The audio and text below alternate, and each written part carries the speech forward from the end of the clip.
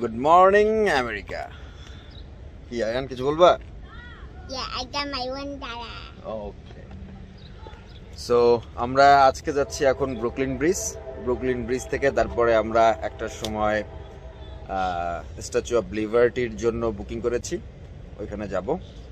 তো সকালে খুব তাড়াহুড়া ছিল, যে কারণে এখানকার নাস্তাটা দেখাতে পারিনি। হোপফুলি আজকে রাতেও আছি, দ্যাট মিনস আগামীকালকে সকালে চেষ্টা করব নাস্তাটা দেখানোর জন্য, যদি সম্ভব হয়, যদি রাশে না থাকি। তো এখন আমরা এখান থেকে হলো বাস ধরবো, বাস ধরে আমরা পোর্ট অথরিটিতে যাব। ওইখান থেকে আমরা তারপরে হয় ট্রেন না হলে বাস, যেটাই হয় ওইটা ওইখান থেকে আমরা খুঁজে বের করে তারপরে আমরা ব্রুকলিন ব্রিজ যাব। তো আশা করি আজকের ট্রিপ দিনে যেসব প্ল্যানগুলো আছে এগুলো সুন্দরভাবে করতে পারবো। আসলে দেখি কি হয়, লেটস গো। হোটেলের ঠিক সামনেই হলো আমাদের বাস স্টপ।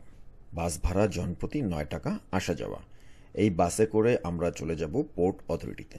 পোর্ট অথরিটি থেকে আমরা ট্রেন যোগে চলে যাব আমাদের প্রথম স্পট, ওয়ার্ল্ড ট্রেড সেন্টার।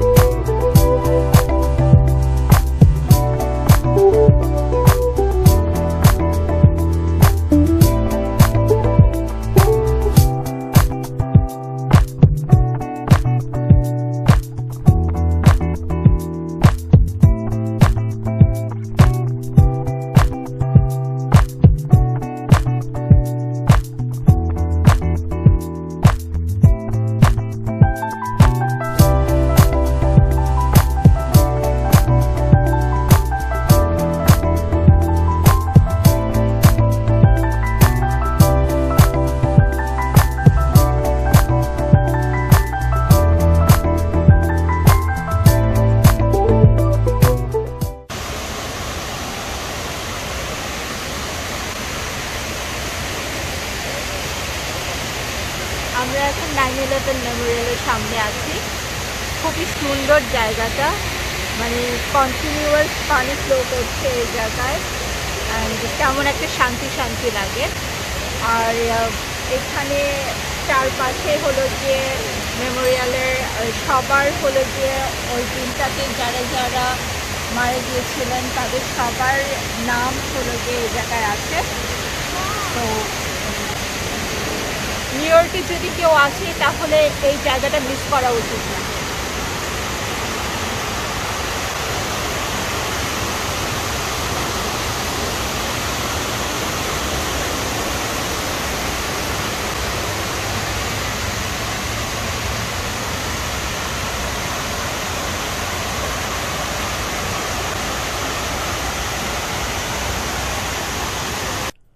আমরা স্ট্যাচু অফ লিবার্টিতে যাওয়ার জন্য ক্রুজের টার্মিনালের সামনে চলে এসেছি। প্রচণ্ড গরম, আমরা সবাই অলমোস্ট অনেক টায়ার্ড, তার উপরে আবার এই কড়া রোদ।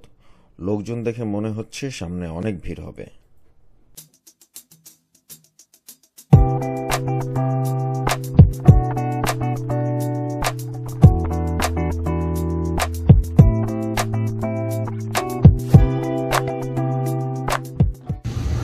লং স্ক্রিনিং শেষে আমরা এখন ফেরির দিকে যাচ্ছি। Long screening like as airport.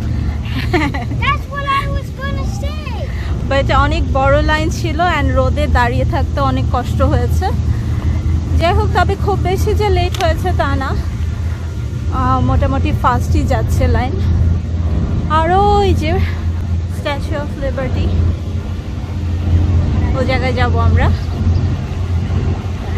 ফেরি একটা ছেড়ে দিয়েছে, আরেকটা আসতেছে, হোপফুলি আমরা এটাতে উঠতে পারবো। অ্যান্ড দেন লিবার্টি আইল্যান্ডে গিয়ে আবার কথা হবে।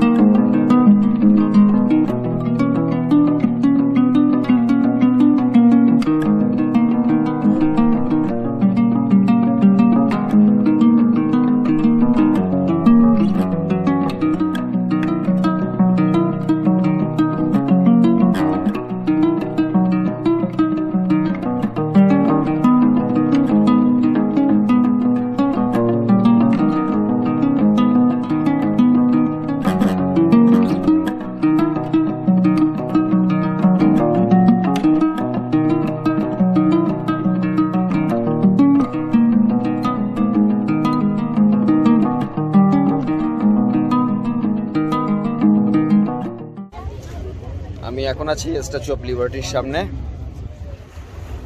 স্ট্যাচু অফ লিবার্টি আমরা সকালবেলা অনলাইনে টিকিট করেছি। আমাদের টিকিট প্রাইস পড়েছে $32, বাট আমি দেখেছিলাম $24 ticket, but I don't know, হয়তোবা খুব কাছাকাছি সময় কাটছে এই কারণে হয়তোবা বেশি বা জানি না আসলে, বাট আমি $32 করে টিকিট করেছি। আর এইখানে যারা ক্রাউনে উঠতে চায়, ক্রাউনে ওঠার টিকিট অনেক আগে থেকেই বুক। আমি আজকে দেখতেছিলাম আগস্ট মাস পর্যন্ত মানে কোনো টিকিট নেই। তো যারা ক্রাউন পর্যন্ত উঠতে চায় তারা টিকিটটা আগেই করে ফেলবেন। আর দেখতে খুবই চমৎকার লাগতেছে, বাট সমস্যা হচ্ছিল গরম অনেক, প্রচণ্ড পরিমাণ পানি পিপাসা পেয়েছে।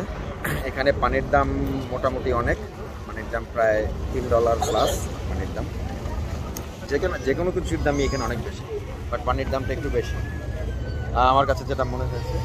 তো এখানে পানি রিফিল করারও ব্যবস্থা আছে, যদি কেউ বটল নিয়ে আসেন সেই ক্ষেত্রে এটা কাজে দেবে, অনেক ভালো টাকা একটা সেভ করতে পারবেন। তো সামনে আগাবো। আর ওই তো এখান থেকে সিটি দেখা যাচ্ছে, আমাদের কিছু সিটিটা দেখাই। এই যে সিটি দেখা যাচ্ছে দিক থেকে, সুন্দর। এখানে আসার পরে বসার কিছু প্লেস আছে, ওইখানে আমরা ড্রিঙ্কস এগুলো নিয়ে বসছি। বাতাসটাও খুব চমৎকার লাগতেছিল, ঠান্ডা একটা সুদিং একটা ওয়েদার। একটু ওইখান থেকে একটু রেস্ট নিয়ে, কারণ অনেক হাঁটাহাঁটি করতে হয়েছে আজকে, একটু রেস্ট নিয়ে এখন আবার এখানটা দেখার জন্য বের হয়েছে। একটা মিউজিয়াম আছে শুনেছি, আশা করি দেখব। তো সামনে আগাই। এটা হচ্ছে স্ট্যাচু অফ লিবার্টির জাদুঘর। এখানে স্ট্যাচু অফ লিবার্টির সম্পর্কে অনেক ইনফরমেশন আছে। এইটার এন্ট্রি ফি ফ্রি। আমরা জাদুঘর দেখে সরাসরি চলে যাই ব্রুকলিন ব্রিজ দেখতে। আমাদের এক ফ্যামিলি ফ্রেন্ডস আমাদের জন্য স্ট্যাচু অফ লিবার্টির ওপারে অনেকক্ষণ ধরে অপেক্ষা করছিল। আমি তাদের কাছে আগেই ক্ষমা চেয়ে নিচ্ছি। লিমন ভাই স্ট্যাচু অফ লিবার্টি থেকে ব্রুকলিন ব্রিজ আমাদেরকে নিয়ে যান এবং নিউ ইয়র্ক সিটি আমাদেরকে ঘুরান। ধন্যবাদ লিমন ভাইকে আমাদেরকে ঘোরানোর জন্য এবং সময় দেওয়ার জন্য।